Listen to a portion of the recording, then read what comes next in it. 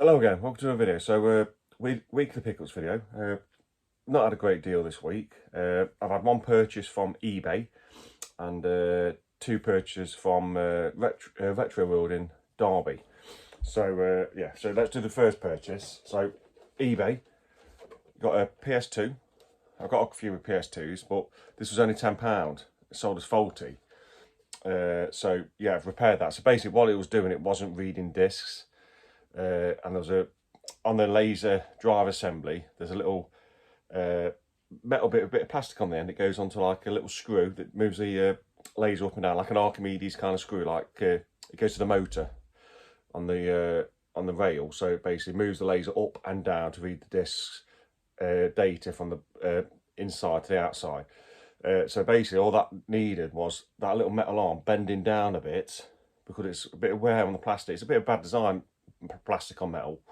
So you bend it down a bit, makes contact. I've done a video on it, and yeah, it's fully working. So yeah, so that's nice. It was nice. What I noticed on the eBay, it was nice and clean. Looks like it's just been looked after, but obviously disk drives failed. So that's another backup.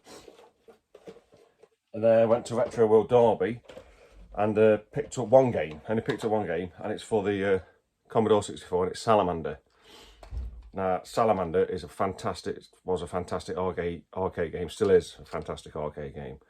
So I've got it on the Commodore 64. Now I've got two Commodore 64s, and they both do not work. I've tried repairing them. I haven't got to the root cause of the issue yet, but hopefully one day I'll fix it, or come across one that, you know, it's faulty that, you know, I repair. So I'm trying to build up my Commodore 64 collection just for that day when it comes, that I can start playing all these games.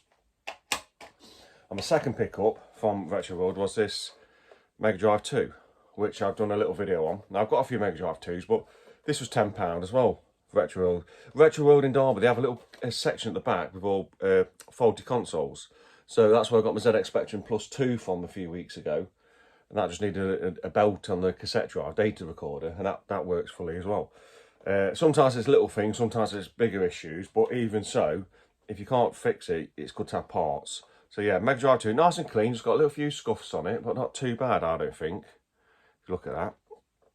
Yeah, so all this needed was the repair. I've done a little video on it, is the way you put the power adapter in, it's a DC goes into this, isn't it? Sure it is. Yeah, DC. So yeah, so where that power goes in, on the power port, on the board, they always, on the Mega Drive 2s, they're prone to coming loose. That pressure putting the cake in and out, you know, and also for the use, for the electricity going through, creates dry solder joints. So basically, I just wanted a bit of new solder on it, reflowing, and bingo, bango, boss on cut, it's fully working. I cleaned it all inside anyway, on the cartridge port with a bit of contact cleaner.